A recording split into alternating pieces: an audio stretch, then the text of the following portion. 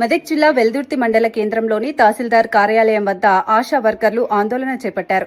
2 నెలలుగా వేతనాలు పెండింగ్లో ఉండటంతో ఇబ్బందులు ఎదుర్కొంటున్నామని తెలిపారు. పని ఒత్తిడి రోజురోజుకు పెరుగుతోందని, అందుతున్న వేతనం సరిపోవడం లేదని ఆవేదన వ్యక్తం చేశారు.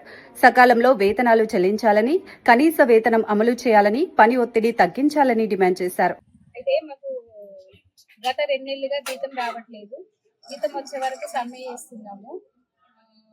మరి ఏఎన్సీ టార్గెట్ ఒకటి ఉంది. ఇక్కడ సబ్ సెంటర్ డ్యూటీలు చేయడం ఒకటి ఇబ్బంది ఉంది. టీబీ టార్గెట్ ఒకటి ఉంది. మాకు ఇబ్బంది అవుతుంది. రోజువారీగా సబ్ సెంటర్ డ్యూటీలు వెళ్ళవలసి వస్తుంది. వీళ్ళకి రోజు పని భారం ఎక్కువ అవుతుంది.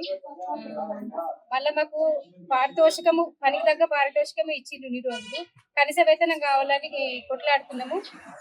గతంలో రేవంత్ రెడ్డి సారు మాకు హామీ ఇచ్చిన మేరకు మ్యానుఫ్యాక్చర్ పెట్టిన 18,000 వేతనం ఇవ్వాలని కోరుచున్నాము గవర్నమెంట్ ను.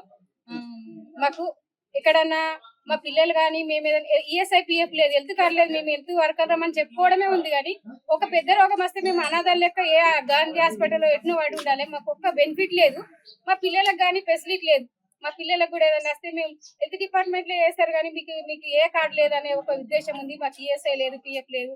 ఒక ఆశ అనిపోతే మరి బలహీన వర్గాలకు చెందిన వాళ్ళే మేము ఆశా వర్కర్లం ఉన్నాము. ఒక ఆశ అనిపోతే కుటుంబం రోడ్లో పడుతుంది. ఆ పిల్లల పరిస్థితి లేదు. ఆమె చనిపోయినందుకు ఆమెకు ఎంతో కొంత, మేము హెల్త్ డిపార్ట్మెంట్ లో పనిచేసినందుకు మాకు ఎంతో కొంత ఇస్తే మాకు జీవనోపాధి కలుగుతుంది.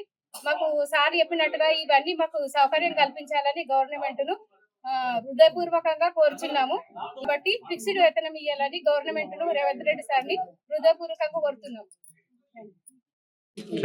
ఆశాలు చనిపోతే ఒకవేళ ప్రమాద బీమా అవస్థ కూడా మాకు కావాలి.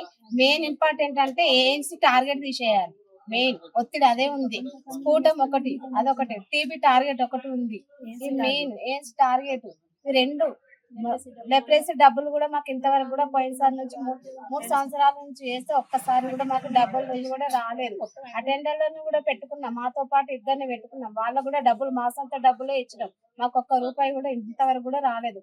మాకు మొత్తం డబ్బులు వచ్చే వరకు మేము పని చేయం.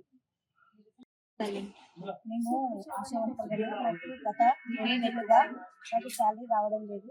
పన్ను ఒత్తిడి ఎక్కువగా అవుతుంది కాబట్టి డైలీ వర్క్ అవుతుంది. మాకు శాలరీ పిల్లలకి సరిపోవడం లేదు. సబ్ సెంటర్లో ప్రతి రోజు ఉండడం జరుగుతుంది. రోజు మాకు ఏదో ఒక ప్రోగ్రామ్ కంపల్సరీ పెడుతుంది.